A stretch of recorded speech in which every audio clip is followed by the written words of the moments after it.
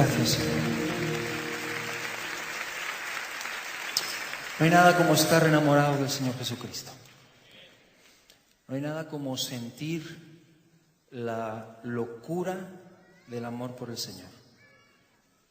El rey David fue un hombre que quiso construirle casa a Dios y no le fue permitido.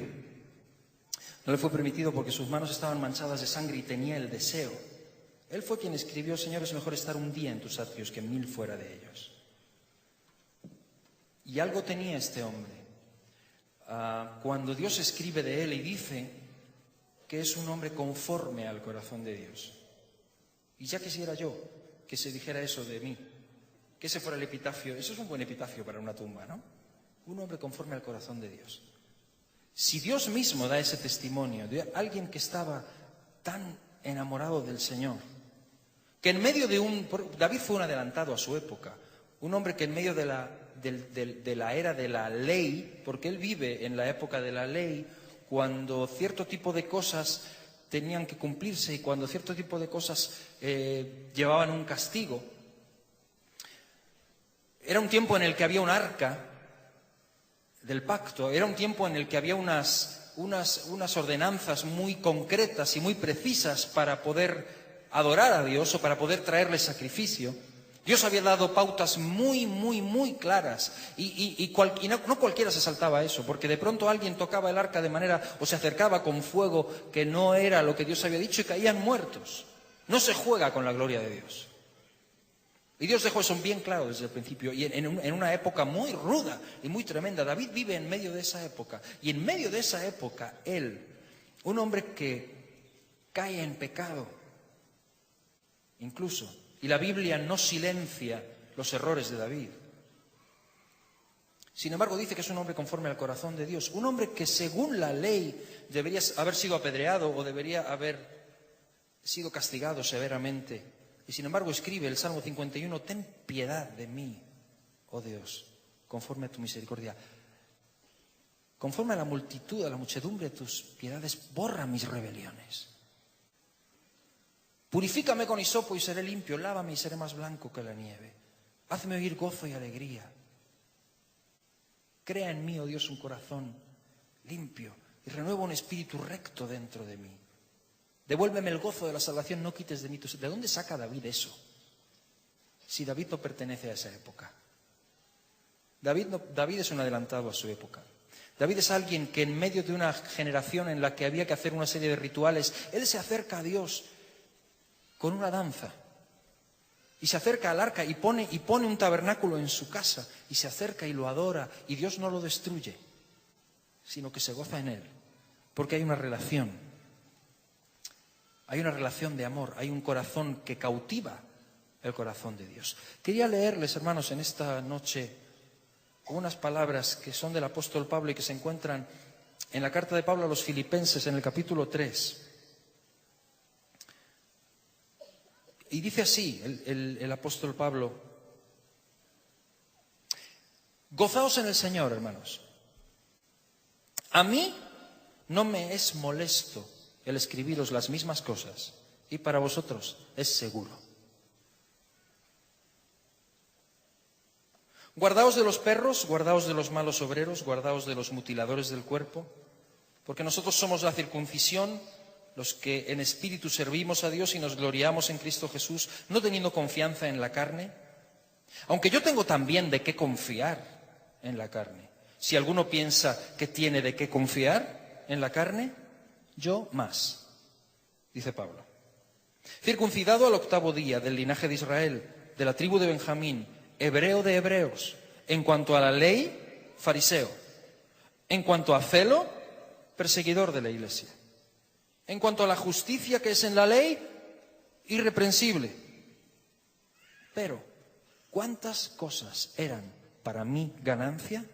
Las he estimado como pérdida por amor de Cristo. Y ciertamente aún estimo todas las cosas como pérdida por la excelencia del conocimiento de Cristo Jesús, mi Señor, por amor del cual lo he perdido todo y lo tengo por basura, para ganar a Cristo y ser hallado en Él, no teniendo mi propia justicia que es por la ley, sino la que es por la fe de Cristo, la justicia que es de Dios por la fe, a fin de conocerle y el poder de su resurrección y la participación de sus padecimientos, llegando a ser semejante a él en su muerte, si en alguna manera llegase a la resurrección de entre los muertos. No que lo haya alcanzado ya, ni que ya sea perfecto, sino que prosigo por ver si logro asir aquello para lo cual fui también asido por Cristo Jesús. Hermanos, yo mismo no pretendo haberlo alcanzado ya, pero una cosa hago, olvidando ciertamente lo que queda atrás y extendiéndome a lo que está delante, prosigo a la meta, al premio del supremo llamamiento de Dios en Cristo Jesús. Amén. Quería compartirles estas palabras del apóstol Pablo porque esta carta es la carta a los filipenses. Y el Pablo que está escribiendo aquí no es un joven, no es un neófito, no es alguien que comienza con la ilusión del principiante y que tiene sueños en su cabeza y entusiasmo. Es un hombre maduro ya. Filipenses es de las últimas cartas que le escribe. No estamos hablando del típico jovencito que comienza. Estamos hablando de alguien que ya tiene, como dijo en Gálatas, en una de sus primeras cartas, las marcas de Cristo en su cuerpo. Estamos hablando de un hombre que algunos lo citan como el paradigma de victoria sobre victoria y de grandes logros y de grandes tremendos triunfos. Sin embargo, cuando yo leo la historia de Pablo y leo sus cartas, da la sensación de que anduvo más veces con el agua al cuello que caminando sobre el agua. Lea 2 Corintios capítulo 11 y mire lo que dice de los padecimientos de un apóstol. Peligros en caminos, peligros en el río, peligros en la ciudad, corriendo, huyendo de unos y de otros, de los de dentro, de los de fuera, de los falsos hermanos, de los judíos.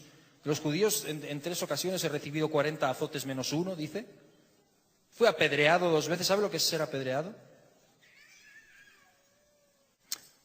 No son 4 niños disparando así con tirachinas, así. No, es una lapidación no es algo que se sobrevive fácilmente. Pregúnteselo a Lázaro, pregúnteselo a Esteban. No se sale fácil de ahí. Y sin embargo, este hombre, y en una ocasión en la que mi opinión personal es que Dios lo levantó, porque imagínense, eso no se sobrevivía, eso se hacía una zanja en el suelo y salía toda la gente con las piedras y las dejaban caer sobre el cuerpo, lo reventaban literalmente, al final solo quedaba una pila de piedras así y un hilito de sangre que salía. Eso no se sobrevive. En una ocasión, yo personalmente creo que Dios lo levantó de los muertos, imagínense, eso es mi opinión, pero dice que lo apedrearon y lo dejaron ya porque ya... Y se fueron. Y dice que rodeándole los discípulos se levantó. Y dijo, ok, ¿por dónde íbamos? Seguimos. Ese es Pablo. Y entonces escribe aquí al final de su vida. Y cuando uno lee aquí en Filipenses, da la sensación de que está con una Coca-Cola sentado ahí atrás en algún despacho, en alguna oficina con aire acondicionado y diciéndole al escriba, escribe... Regocíjense en el Señor, otra vez les digo regocíjense. Está en una cárcel fría y húmeda con los pies en el cepo, ¿ok? Cuando escribe eso. Cuando escribe esto a los filipenses, está encarcelado. Y dice, si alguno cree que tiene suficientes argumentos como para enorgullecerse, yo más. Y empieza a dar todo su currículum. Circuncidado, judío de judíos, de la tribu de Benjamín, en cuanto a celo, perseguidor de la iglesia, en cuanto a la ley, irreprensible, en cuanto a las tradiciones, fariseo, judío de judíos, hebreo de hebreos. Señores, si alguno piensa que tiene más títulos que yo, que se levante, yo tengo más. Pero, ¿cuántas cosas eran para mi ganancia? Las he estimado como pérdida por amor a mi Señor Jesucristo, por amor del cual lo he perdido todo y lo tengo por basura. a fin de conocerle. Pablo tiene más currículum que cualquiera de nosotros. Pablo tiene un pedigrí increíble. Si Pablo tuviese una oficina, tendría títulos colgados por todos lados. Y sin embargo a todo eso lo llama basura. A veces tengo la sensación de que muchos de nosotros andamos hurgando en la basura, procurando sacar, a ver qué encontramos en lo que Pablo decía que era un desecho. Y lo decía por amor a mi Señor Jesucristo. Y lo que yo siento, mis hermanos, y compartir con ustedes en esta noche es esto: todo lo que no nazca de un corazón absolutamente apasionado por Jesucristo, no sirve. Pablo es un hombre que dice ¿saben? Hace unas semanas solamente me pidieron que diera una conferencia en Sevilla, en España, acerca de la Reforma, porque el 31 de octubre es el día de la Reforma. Muchos celebran Halloween. Nosotros celebrábamos el Día de la Reforma cuando Lutero clavó las 95 tesis en la Universidad de Wittenberg y estuvimos recordándolo y me pidieron que hablase acerca de ese tema. Hablé acerca de este hombre y recordamos algunas de las cosas y de cómo lo que él defendió, lo que Lutero defendía es lo mismo que defendía Pablo. Sola Escritura, sola gracia, sola fe. El justo vivirá por la fe. Lo que él defendía, lo que Lutero hace y se enreda en una cosa innecesaria, porque muchos de sus propios amigos le dicen: déjalo, no sigas, te estás jugando la vida y sirves de poco muerto, servirás más vivo, no lo lleves al extremo, cállate, quita eso de ahí. Y él dice: no puedo. Cuando le preguntan: ¿te retractas o no te retractas? Y si no te retractas, ya sabes lo que viene. Y él dice: mi conciencia está cautiva de la palabra de Dios. No puedo y no quiero retractarme. Que Dios me ayude. Y yo creo que él era un valiente, pero creo que había algo más que valentía. Había una pasión que no le dejaba. Pablo no predica la palabra porque alguien le está poniendo una pistola en la cabeza. Pablo predica la palabra porque lo lleva dentro. Y no puede. Él dice: soy deudor, no puedo hacerlo. ¡Ay de mí si no predicara el Evangelio! Porque me es impuesta necesidad. Me es impuesta necesidad. Y todo lo que tenía antes para mí es basura, por la excelencia del conocimiento de Jesucristo. Y yo decía: Señor, ¿cuántos de nosotros podemos decir esto hoy? A veces yo oigo, y créanme, a veces me cansa escuchar personas que hablan de lo difícil que es ser cristiano.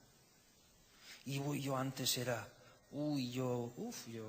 antes yo tenía, pero ahora estoy aquí sirviendo al Señor y, yo antes. Yo digo: chico, déjalo, si tanto lo echas de menos. Si tanto echas de menos tu vida pasada, recupérala, déjalo. Evítate el mal trago y evítanos a los demás el tedio de tener que escucharte todo el tiempo. Porque todo lo que no nazca de un auténtico corazón enamorado de Jesucristo no ha lugar, como decían los antiguos. Y Pablo dice: yo no puedo hacer otra cosa. Nace de mi corazón. Todo lo que tenía no me sirve.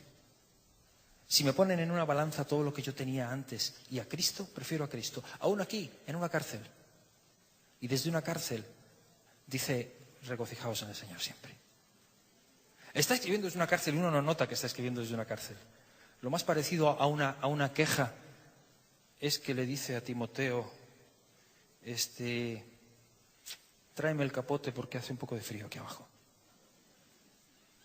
Y si tienes tiempo, hombre, si puedes, ven a verme. Y no hay más. Y lo da por bien servido y lo da por bien empleado, todo lo que vive. Esta es probablemente la primera canción de Navidad que ustedes van a escuchar en este año.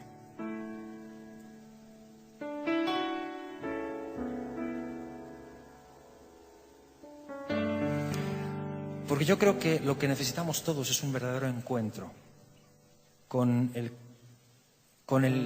niño de Belén, con el auténtico Jesús.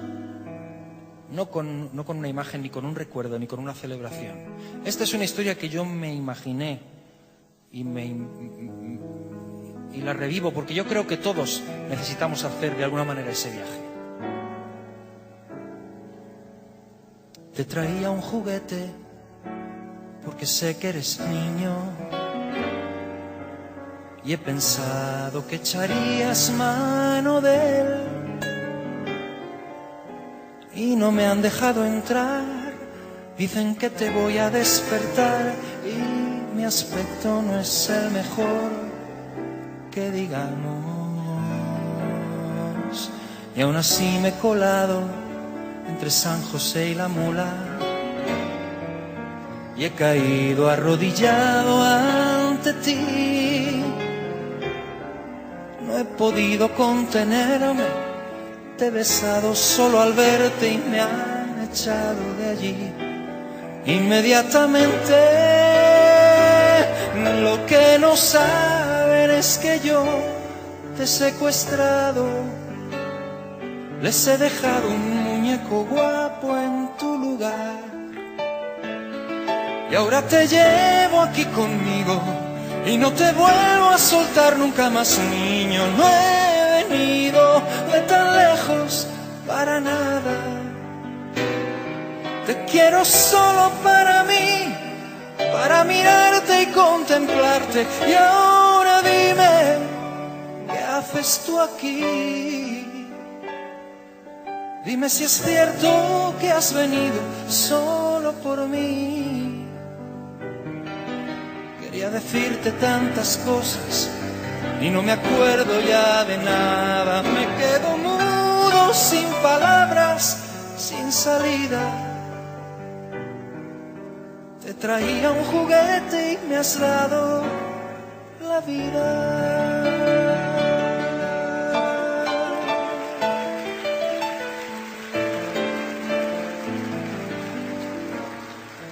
Después de conocerte, no quiero ser el mismo.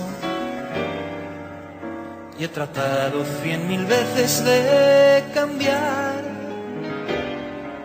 pero esta naturaleza se revuelve y no me deja. No es tan fácil seguir tus huellas. Sin embargo, conservo tu latido en mi pecho, recordándome que aún estás aquí, doblegándome el orgullo, y por más que me equivoque, nunca me olvidarás, porque me has hecho tuyo y he decidido no ser más un miserable, porque he encontrado mi mayor tesoro en ti. Y aunque se vayan, yo me quedo junto al zurrón que dejó el tamborilero. No me muevo de tu lado para nada. La estrella puede descansar, dile que yo me quedo en su lugar por si alguien pregunta por ti. Ninguna piedra volverá a hablar por mí. Lo que no saben es que yo te he secuestrado, les he dejado un muñeco guapo en tu lugar. Y ahora te llevo aquí conmigo y no te vuelvo a soltar nunca más, niño. No he venido de tan lejos para nada, te quiero solo para mí, para mirarte y contemplarte. Y ahora dime, ¿qué haces tú aquí? Dime si es cierto que has venido solo por mí. Quería decirte tantas cosas y no me acuerdo ya de nada. Me quedo mudo, sin palabras, sin salida. Te traía un juguete y me has dado la vida.